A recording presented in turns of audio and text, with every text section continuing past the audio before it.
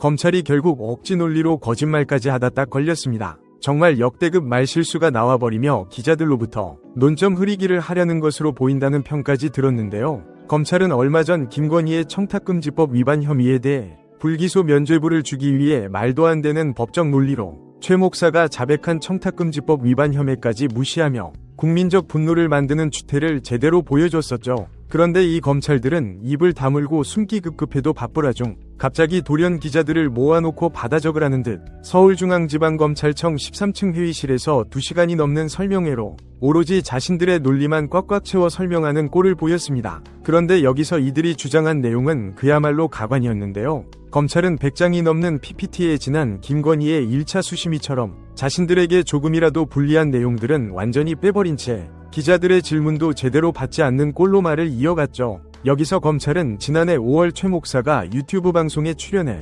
김건희의 혐의가 뇌물수수이기 때문에 청탁금지법과는 큰 관련성이 없다는 식의 발언을 했던 영상을 담아놓고는 이들의 진술을 봤을 때 직무 관련성을 인정하기 곤란하다라며 자신들이 기소를 하기 어려웠다는 식으로 설명했는데요. 당시 설명회 현장의 상황을 직접 전한 보도에서 기자는 이날 검찰의 설명은 주로 최 목사가 입장을 바꾸기 전 진술과 발언을 바탕으로 한 것이다. 이전과 달리 최 목사는 현재 청탁 목적으로 명품백 등을 김 여사에게 건넸다고 공개적으로 밝히고 있다. 최 목사 재조사 필요성에 대한 취재진의 질문이 나왔지만 검찰 관계자는 추가 조사할 필요가 없다고 봤다 선을 그었다. 혹시 최 목사와 김 여사가 전화통화로 구체적인 청탁을 주고받지 않았을까? 이는 확인할 길이 없다. 검찰이 통신기록 조회 등 관련 수사를 진행하지 않았기 때문이다라며 실질적으로 김건희에게 조금이라도 불리할 수 있는 방향으로는 수사 자체를 진행하지 않아버린 검찰에 대한 불만을 녹여낸 듯한 내용을 적어 보도에 함께 올려놓았습니다.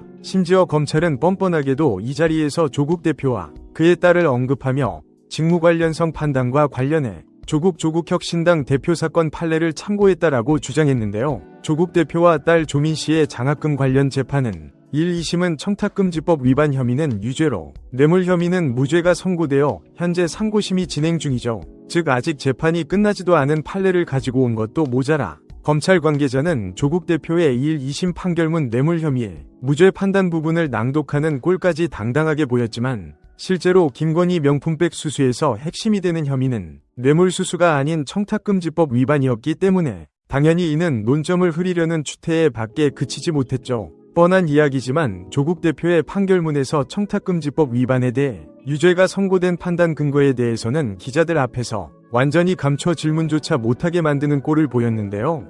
해당 보도를 전한 기자도 이런 검찰의 꼴이 답답했는지 그런데 이건 뇌물 혐의에 대한 판단이다. 같이 기소했던 청탁금지법 위반 혐의는 유죄가 나온 상황이다. 그리고 지금 디올백 사건에서 제일 크게 문제가 되는 것이 청탁금지법 관련이고 조국 대표의 딸 장학금과 관련해서는 뇌물과 청탁금지법 모두를 가져와 기소했던 검찰이 김건희 여사의 디올백과 관련해서는 앞선 뇌물 무죄 판단을 빌어 청탁금지법도 성립되지 않는다고 설명하는 것이다 라고 날을 세웠습니다. 여러 기자들의 지난 발언들을 종합해 고려해본다면 검찰의 설명회에 불려나간 기자들이 검찰의 답변이 아니라 보도에서 견해를 담은 것은 실제 현장에서 검찰이 기자들에게 질문의 기회를 주지 않았을 확률이 매우 높았을 것으로 예상해볼 수 있겠는데요. 특활비 문제가 언급되었을 때 자신들에게 불리한 영수증은 파기한 채로 증거를 제출했던 검찰들의 꼴이 이제는 국민 전체를 농락하는 꼴을 보이는 상황이 개탄스럽기만 합니다. 여러분들의 생각도 댓글을 통해 함께 남겨주세요. 오늘 소식 유익하셨다면 구독과 좋아요 한번 부탁드립니다.